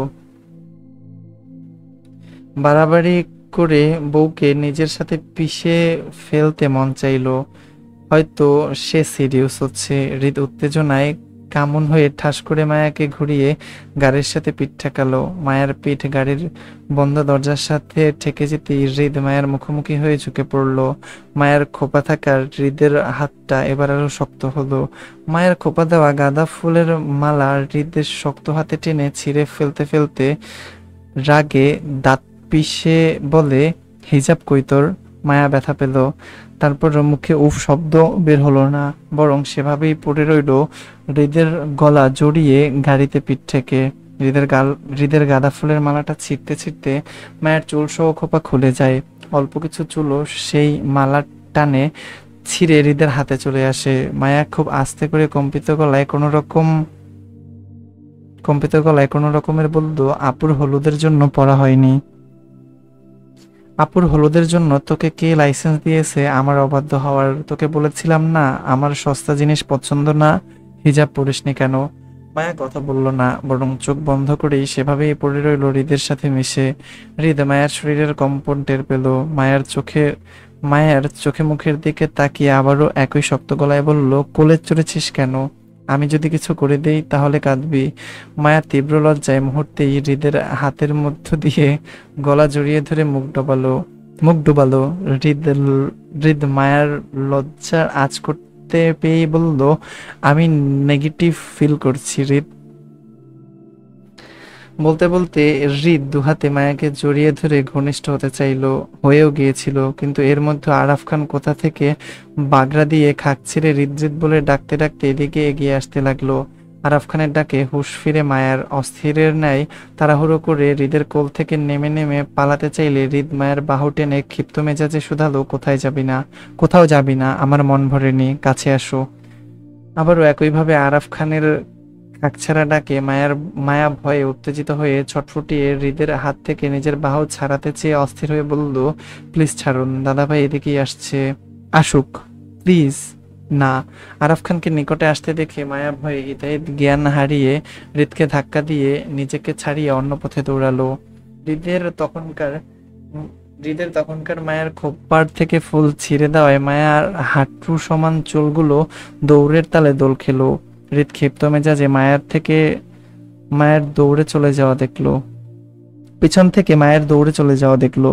বউটা তার ঝড়ের গতিতে এসে হৃদকে এলোমেলো করে দিয়ে আবার হাওয়ার বেগে পালিয়ে গেল। হৃদের ক্ষিপ্ত মেজাজ আরো ক্ষিপ্ত হলো যখন আরাফ খান ডাকতে ডাকতে হৃদের নিকট এসে দাঁড়ালো। আরাফ খান কিছু বলবে তার আগে হৃদ কটমটে করে বলল, তোমার টাইমিং সেন্স বড্ড খারাপ দাদা ভাই, I just hate that. Araf Khan হৃদের খোঁজে এগিয়ে এসেছিল রাদিফের সম্পর্কে জিজ্ঞাসা করতে, রাদিফের উপর কারা হামলা করেছিল সেটা জানতে। আসিফ বলেছিল হৃদ গেটের সামনের গাড়িতে বসা, সেজন্য তিনি এগিয়ে এসেছিল এদিকটায়। হৃদকে খুঁজে পেল না, কিন্তু হৃদ ওনার টাইমিং সেন্স নিয়ে কথা বলার মানেটা তিনি বুঝলো না। সেজন্য তিনি অবুঝ গলায় হৃদকে শুধিয়ে জানতে চাইলো, আমার টাইমিং সেন্স খারাপ মানে কি করেছি আমি? হৃদ দাঁত পিষে বলল, অনেক কিছু করেছো, আমার পার্সোনাল মোমেন্টে বাগড়া দিয়েছো, ইউ ডিস্টার্ব মি দাদা ভাই। হৃদের কথায় কেমন বেকুব বনে গেল আরাফ খান। তারপর মুহূর্তেই নাক মুখ কুচকালো। উনি হৃদের পার্সোনাল মোমেন্টে কিভাবে ঢুকলো। হৃদ এমন ভাবে বলছে যেন হৃদ তার বউয়ের সাথে ছিল আর তিনি তাদের রোমান্সের মধ্যে ঢুকে পড়েছেন। আরফ খান অনেকটাই ব্যঙ্গ করে হৃদকে খোঁচা মেরে বলল, তোর আবার পার্সোনাল মোমেন্ট এমন ভাবে বলছিস যেন বউয়ের সাথে ছিলে এতক্ষণ। হ্যাঁ, হৃদের সোজাসাপটা কথায় তিনি আবারও বিশ্বাস করলো না হৃদকে, বরং ভ্রু উঁচু করে বলল, কি হ্যাঁ আমারে মুরগি বানাস? না, তাহলে তোর বউ কোত্থেকে আসবে? হৃদ পাল্টা প্রশ্ন করে বলল, তোমার বউ কোত্থেকে আসলো? আমি তো বিয়ে করেছি। তাহলে আমিও করেছি। হৃদের কথায় যেন আরাফ খান বেশ মজা পেল। মুখে কাঁচা পাকা দাড়িতে হাত বলিয়ে হৃদকে খোঁচা মেরে গর্ব করে বলল, তোর কি মনে হয় তুই আমাকে এত সহজে মুরগি বানাতে পারবি? পারবি না। আমার চুল কিন্তু এমনি এমনিই পাকে নাই, বুঝলি? বেশ কটূক্তি করতে করতে পাকিয়েছি। আরাফ খানের গর্বিত আরাফ খানের গর্বিত করার কথায় হৃদ কপাল কুঁচকে ওনার মুখের দিকে তাকিয়ে দুহাত পকেটে গুজে স্টাইলি দাঁড়াতে দাঁড়াতে বলল, তোমার বুদ্ধির লেভেল সত্যি অসাধারণ দাদা ভাই, প্রশংসা না করলেই নয়। সেজন্যই তোমাকে আমার কষ্ট করে আর মুরগি বানাতে হবে না, তুমি নিজেই মুরগি হয়ে বসে আছো।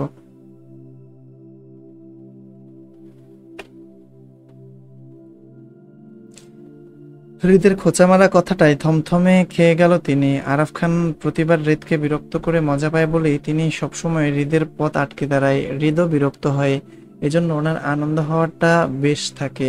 কিন্তু আজ তিনি হৃদকে বিরক্ত করতে গিয়ে নিজেই হেনস্থা হচ্ছে। উনি হৃদের কাছে জানতে চেয়ে বলল, তাহলে তোর বউটাকে শুনি। এই বিয়ে বাড়িতে সবচেয়ে সুন্দরী নারীটাই আমার বউ, এবার সরো। হৃদের কথায় তৎক্ষণাৎ আরাফ খান আহাজারি করতে করতে বলল, সর্বনাশ হৃদ, তুই কি আমার বউয়ের ওপর নজর দিয়েছিস? হৃদ আরাফ খানের কথায় বিরক্তির গলা ছেড়ে বলল, তোমার অমন বুড়ি বউয়ের প্রতি নট ইন্টারেস্টেড দাদা ভাই, তোমার থেকেও সুন্দর বউ আমার আছে, এবার সরো, বউয়ের কাছে যাব। হৃদ আরাফ খানকে পাশ কাটাতে চাইলে তিনি আবারও তাড়াহুড়োয় হাতের লাঠিটা উঁচিয়ে হৃদকে বাধা দিতে দিতে বলল, আরে শোন, যাস কই? কথা তো শুনে যাবি নাকি? পারবো না, সরো। আরে শোন না, এমন করছিস কেন? দাদা ভাই আমি বিরক্ত হচ্ছি। আরে সাব্বাস, আরে বাহ সাব্বাস, কাজের কাজ করছিস একটা। তুই আরো বিরক্ত হ, আমি দেখি। তুই বিরক্ত হস বলেই তো আমি তোর কাছে আসি, নয়তো কি আর আসতাম বল? হৃদ রাগে এবার সত্যি সত্যি আরাফ খানকে পাশ কাটিয়ে চলে গেল। আরাফ খান হাসতে হাসতে হৃদের চলে যাওয়া দেখলো আর ভাবলো, কিছুক্ষণ আগেও তিনি বুক ব্যথায় কত নাটক করলো। আয়নকে নিজের কাছে আটকে রাখলো, হেনা খানকে ব্যস্ত রাখলো। মূলত তিনি সবার প্রথমেই জানতে পেরেছিল রাদিফ ঝামেলায় পড়েছে। বিষয়টা হেনা খানের কানে যাওয়ার আগেই তিনি এই নাটক করলো যাতে হেনা খান ওনাকে নিয়ে ব্যস্ত থাকেন। উনি আসিফকে দিয়ে হৃদকে খবর পাঠিয়েছিল রাদিফের উপর হামলা হওয়ার বিষয়ে।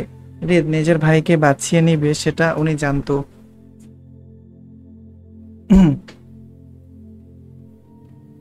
হয়েছিল তাই। তবে ওনার বউ আর মেয়েদের চিল্লাচিল্লিতে যেন বিয়েবাড়ির আনন্দটা নষ্ট না হয়, সেজন্য তিনি কৌশলে বুক ব্যথার নাটকটা করলো। কিন্তু হৃদকে বিরক্ত করতে ওনার বরাবরই আনন্দ লাগে, মজা পায়।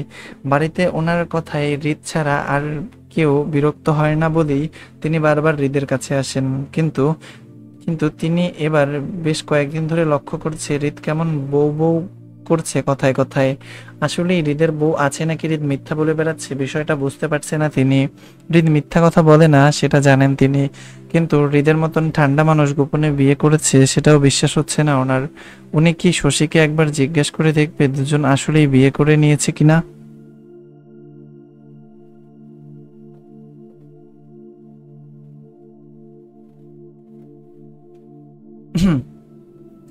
আদ আজ বাতাসের তোড়ে শুধু প্রেমময় গন্ধটা ভাসলো। দৃষ্টিতে দৃষ্টির মিলন। হৃদ ধূপধাপ পায়ে ছাদে উঠতে উঠতে নীরব চোখ ঘুরিয়ে মায়ের সন্ধান করলো। এত ভিড়ের মানুষের মাঝে মায়াকে আশেপাশে কোথাও দেখতে না পেয়ে কপাল কুঁচকালো। সে ফ্রেশ হয়ে এসেছে মাত্র, তবে গায়ের পোশাকটা পাল্টায়নি। বউটা চলে গেলে সেও চলে যাবে নিজ বাসায়, এখানে থাকবে না। হৃদ কপাল কুঁচকে ছাদের এক কোনায় সফট ড্রিঙ্কসের এরিয়াতে গিয়ে দাঁড়ালো। ওয়েটারের থেকে লেমন জুসের গ্লাসটা হাতে নিয়ে আবারও চারদিকে অনুসন্ধানে চোখ ঘুরালো, গ্লাসে চুমুক দিতে দিতে। হৃদের অপেক্ষার প্রহর কাটিয়ে মায়াকে দেখা গেল বেশ কয়েক মিনিট পরই ছাদে সিঁড়ি বেয়ে শ্রেয়ার সাথে উপরে উঠছে। হৃদের হৃদের খুলে দেওয়া তখনকার চুলগুলোতে মায়া আবারও খোঁপা করে সেখানে লাল টকটকে গোলাপ গুজিয়েছে। দুহাতের গাঁদা ফুলের মালাটাও ঠিকঠাক দেখা যাচ্ছে। হৃদ বুঝল বউ তার আবারও পরিপাটি হয়ে এসেছে। হৃদের নিভে যাওয়া খিদাটা আবারও জাগলো বউকে কাছে পাওয়ার। হাতের লেমন জুসের গ্লাসটায় চুমুক দিতে দিতে মায়ের দিকে কেবল শান্ত দৃষ্টিতে তাকিয়েই রইল। মায়া শ্রেয়ার পেছন পেছন স্টেজের দিকে হাঁটতে হাঁটতে ঘাড় বেঁকে হৃদের দিকে তাকাতেই মুহূর্তেই চোখাচোখি হলো দুজনের। লজ্জায় মাথা নুইয়ে পড়ল। তৎক্ষণাৎ নত মস্তিষ্কের হয়ে তৎক্ষণাৎ নত মস্তিষ্কের হয়ে চোখ মুখ খিচে বন্ধ করে নিল হৃদের সাথে চোখাচোখি হয়ে যাওয়াতে। উফ কি লজ্জা! লজ্জায় আড়ষ্ট হওয়া মায়া নিজের শাড়ির আঁচলে আঙুল পেঁচাতে পেঁচাতে শ্রেয়ার পেছনে পেছনে হেঁটে আবারও ঘাড় বেঁকে তাকালো হৃদের দিকে। পুনরায় হৃদের শান্ত চোখের চোখ মিলাতেই মায়া আবারও সেই একই কাজ করলো। মায়া সরাসরি তাকালো না বারবার হৃদের সাথে চোখাচোখি হয়ে যাওয়াতে, বরং মায়া আর চোখে হৃদকে দেখে হাঁটতে লাগলো। হঠাৎ আকস্মিক ধাক্কা খেয়ে যায় শ্রেয়ার পিঠের সাথে। মায়ার নাক শ্রেয়ার মাথায় ঢুকে যেতেই হকচকিয়ে নাকে হাত ঘষে মায়া। এতক্ষণ মায়া অন্যমনস্ক হয়ে হাঁটায় হঠাৎ শ্রেয়ার দাঁড়িয়ে যাওয়াটা লক্ষ্য করে নিও। হৃদের সামনে এমন কাণ্ড ঘটায় মায়া লজ্জায় পড়ল। এক হাতে নাক ঘষতে ঘষতে শ্রেয়ার দিকে তাকাতেই শ্রেয়াও পেছন ফিরে মায়াকে কপাট গলায় বলল, কিরে বোন, দিনে দুপুরে প্রতিবন্ধীদের মতো ধাক্কা খাচ্ছিস কেন? কোনো সমস্যা?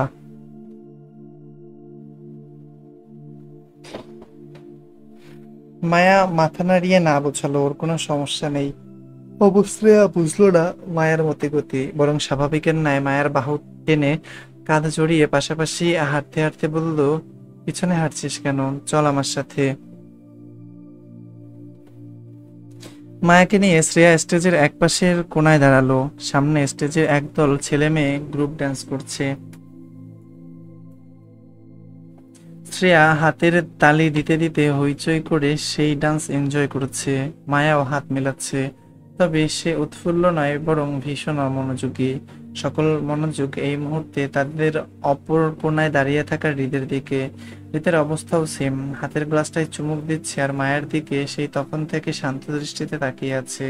মায়া যতবার হৃদের দিকে চোখ তুলে তাকাচ্ছে ততবার এই দৃষ্টিতে দৃষ্টির মিল ঘটছে আর মায়া লজ্জা পাচ্ছে। হৃদ খুবই মনোযোগ দিয়ে মায়ার সেই লজ্জা মিশ্রিত মুখটা পরখ করছে। আয়ন সবে এসেছিল ছাদে জুয়ের খোঁজে। এতক্ষণ রাদিফ আসিফের ব্যান্ডেজ করছিল। সকল ঝামেলা মিটিয়ে মাত্র অবসর হলো।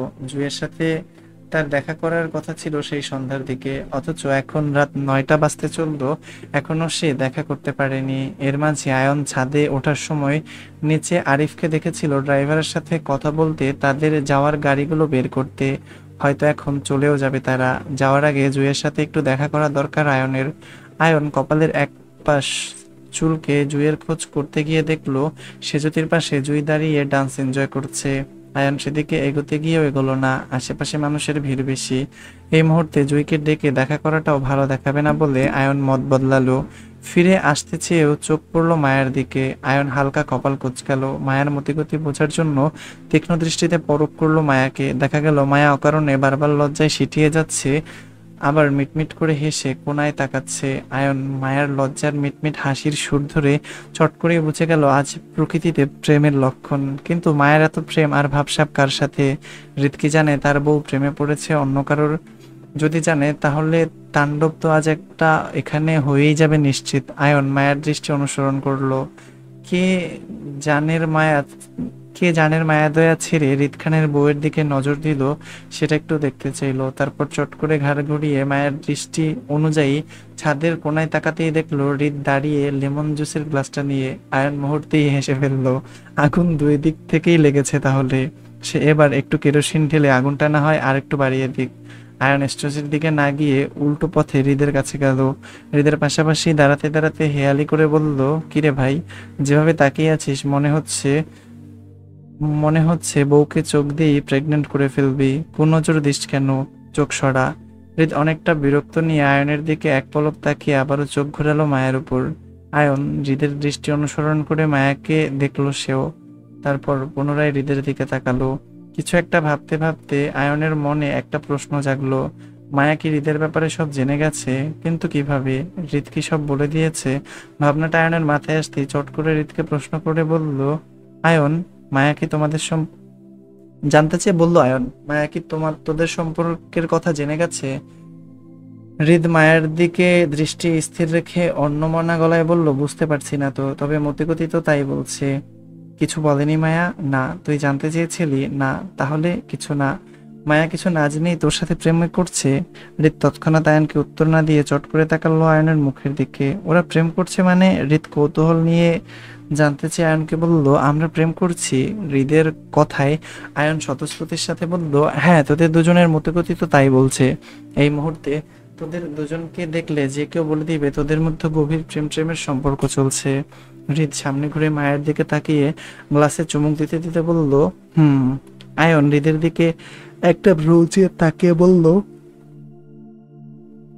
আয়ন হৃদের দিকে একটা ভ্রুচিয়ে তাকিয়ে বলল, হুম কি? তোরা কি সত্যি রিলেশনে আছিস? হৃদ, আমি বলতে পারছি না, সব ম্যাডাম জানেন। ম্যাডামকে গিয়ে জিজ্ঞেস কর সে কি আমার সাথে রিলেশনে আছে কিনা। হৃদের ঘোরপ্যাচের কথায় আয়ন বুঝতে পারলো না হৃদ এখন নিজের সম্পর্কে বুঝতে পারলো হৃদ এখনো নিজের সম্পর্কে মায়াকে কিছু বলেনি। কিন্তু মায়ার হৃদের প্রতি হঠাৎই আকর্ষণটা কিসের? যদি যদি না চিনে হৃদকে, নাকি মায়া জানে হৃদের সম্পর্কে, শুধু হৃদই বুঝতে পারছে না মায়া হৃদকে চিনতে পেরেছে কিনা। আচ্ছা, হৃদ যদি জানে মায়া তার স্বামীকে চিনতে পেরেছে, তাহলে হৃদ কি করবে? ওইদিকে শশীকে নিয়েও হৃদের পরিবারের বিয়ের কথা হচ্ছে। আয়ন সেটা নিজ থেকে শুনে এসেছে। ফাহাদের বিয়েটা হয়ে গেলেই হৃদ আর শশীর বিয়েতে হাত দিবেন হেনা খান। তাহলে মায়ার কি হবে? আয়নের মনে একটা প্রশ্ন জাগলে সে কৌতূহলী হৃদকে প্রশ্ন করে বলল, যদি জানিস মায়া তোকে চিনতে পেরেছে তাহলে কি করবি? সংসার করব। মানে তুই সংসার করবি? হ্যাঁ। যদি মায়া না মানে তোর সাথে সম্পর্ক ভাঙতে চাই তাহলে? যদি মায়া না মানে তোর সাথে সম্পর্ক ভাঙতে চাই তাহলে যেতে দিবি? এ পর্যন্তই ছিল হচ্ছে এই পর্বটা। সবাই ভালো থাকেন, সুস্থ থাকেন, আর অবশ্যই নিজের যত্ন নিয়েন। জাস্ট জিজ্ঞাসা করছে আয়ন, এখানেই শেষ। যদি মায়া না মানে তোর সম্পর্কে, তাহলে কি তুই সম্পর্ক ভাঙতে চাই তাহলে কি তুই ওকে যেতে দিবি? এ পর্যন্তই ছিল, হ্যাঁ, এখানেই শেষ। যাই হোক, এ পর্যন্তই ছিল এই পর্বটি। সবাই ভালো থাকবেন, সুস্থ থাকবেন, আর অবশ্যই নিজের যত্ন নেবেন। আজকে আসছি। আল্লাহ হাফেজ।